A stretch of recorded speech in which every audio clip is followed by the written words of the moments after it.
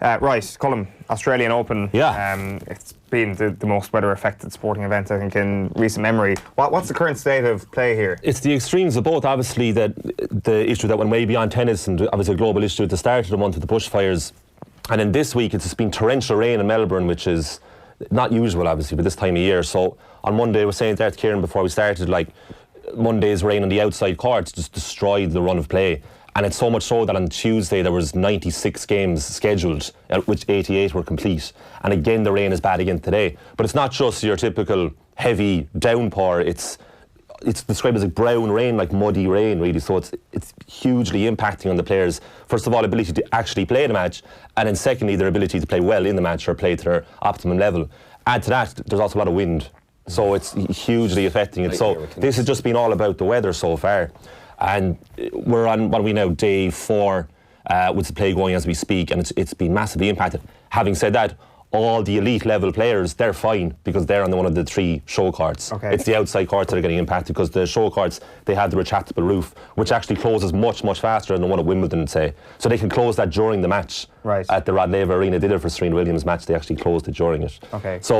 So far, we're looking for the big shocks. Everybody loves a first-round shock that someone massive goes out. The biggest name so far is Maria Sharapova, but of course she isn't the player she used to be. No. She won the Australian Open in 2008. She beat Anna Ivanovic in that final. She's won a Grand Slam, or 5 Grand Slam titles in total, but she's been totally off the boil. She went into this. She got a wild card entry for this to enter the Australian Open because she won it before. She got soundly beaten in straight sets. She's down to 366 in the world. Is that it now? Is she finished? Well, in her post-match interview, she said that she doesn't know if she'll be back in 12 months' time because the problem is she has a recurring shoulder injury that's getting more serious with each passing month. So who knows where we're going to be with her. But I mean, this is the passing of time. I mean, Sharapova won Wimbledon in 2004, to put it into context. She's had a brilliant career, but ever since the drug ban and she came back, she has been nowhere near it. I mean, it's a long time since she's won a Grand Slam.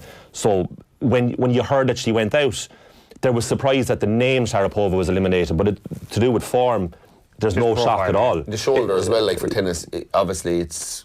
If the shoulder it's completely debilitating, and it reduces your game completely. Massively, especially she's a power game. She's not a subtle player. Yeah. So she's gone. Grigor Dimitrov has gone too. He's a frustrating player, Bulgarian guy, most talented Bulgarian tennis player ever. He's been to 3 of the 4 Grand Slam semi-finals. He has serious acumen. He's beaten all the big 3. He beat Roger Federer at the US Open, just gone. So he has ability in abundance. But he's lost to Tommy Paul, the young American, 22-year-old American from New Jersey, who he's kind of taken it all by storm. He's kind of like a happy-go-lucky guy. A lot of American players, like if you're watching this, you can see him there. He has a laid-back approach, demeanour and look about him. He, like all US players, he grew up on hard courts and he plays hard court competitions, but unlike many of his peers, he actually trains on clay courts. So he has a much more well-rounded game, so there's high hope for him. He actually won the boys' French Open in 2015. Okay. So he's a lot of talent coming through. He beat Dimitrov in 5 sets. Dimitrov has never come from 2 sets down in his career to win a 5-setter. That happened 20 times to him. And this is the guy you're talking about who's gone to 3 of the 4 Grand Slam semi-finals. Like. What age is he now, Dimitrov? Dimitrov, he'd be late 20s. Yeah, 28. 28, so the clock is ticking very much. Like completely, and it's just not going to happen for him. But he was called baby fed when he came through, like that people thought he was going to be the next Federer. That happens to so much of these guys that they can't. They just can't touch these big 3. Like. Mustn't be great. He mustn't have a great head though. If he's never been able to dig deep and come back from 2-0 down. If you say he's as talented as he is. All these top 20 players, like they have roughly the same levels of talent, but it's mental game. It's like golf. The same thing as golf. Same thing as most sports. It's the mental capacity of it all. So Dimitrov is gone. Then you have Joe-Wilfried Tsonga, who was a finalist in 2008. That was the first time Djokovic won of his 7 against Tsonga that time. Again, very like Dimitrov, extremely talented player, but he's getting on a bit now. He's 34, Tsonga. Again, it's a name that you see when he goes out in the first round. You're thinking, that's a huge name to go out, but not a major surprise considering his form of late, but that's another name that's gone out early. Then you have Matteo Berrettini, who's seeded 8. He got to the semi-final of the US Open, just gone. He was in the ATP finals in London at the end of the year. So that's ATP finals in London is the top 8 players in the world, but he went first round again. Again, for these lads, it's mentality, and it's like if you have a bad day at the office, you're gone in these Grand Slams. Mm-hmm. What's happening between Nick Kyrgios and Alexander Zverev? It's brilliant. I mean, this is what I like tennis for. Like, it's this beef. It's this petty beef. So Zverev going into the tournament, there's a lot of hype about Kyrgios. So Nick Kyrgios basically is hated in Australia by and large, hated by the people in Australia. Now, he's no... more hated there than he is in the rest of the world. I would say so. They're annoyed because if you have the access of, say, Leighton Hewitt, who's a hero there, and he was a workhorse, and he gave it his all on the court constantly. And then you go down to the other end of the spectrum where you have you just have a guy who just when he wants to, he shows up, and Aussies just hate that. And I'm speaking to Australian people themselves, they've been telling me that they have no time for him. But this month he's kind of endeared himself to the Australian people a bit more because of his approach to the relief fund. Yeah, so he's donating money. So when he went out in this first round match, Kyrgios, he got a huge ovation in the Melbourne Arena by the Aussie crowd, and he was taken aback by that because he's used to being disliked by the Aussies. So anyway, going into the tournament, he was backed heavily by the tennis world, by tennis fandom, saying that this guy is extremely talented and has a chance to win it. But Alexander Zverev said, no, he's not that good. This is a public comment. Say he's not that good. There's a lot of players around that are better than Kyrgios. And Kyrgios kept stump, and he left it go on, and that was fine.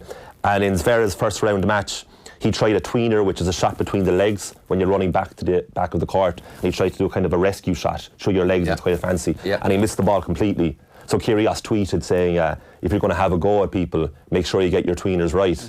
But he spelled tweeners tweeter, so he had to delete the tweet. So that's why this is beautifully petty. It's amazing. It's not the only beef he's had this week. No, it's not. So after this first round match, this is Kyrgios against Lorenzo Sonego. John McEnroe, the legendary John McEnroe, interviewed him on court, and it was quite a good interaction between the two of them. But he was talking about Kyrgios's now infamous temperament, and this is what Kyrgios said back to McEnroe. Looked like you did, hopefully not, because you looked fine at the end, but it looked like you did a little something to the body midway through the third set. Can you tell us anything about that? I just move like a giraffe sometimes. I just tripped over. That's really it. I'm pretty dramatic sometimes. You know all about that, though.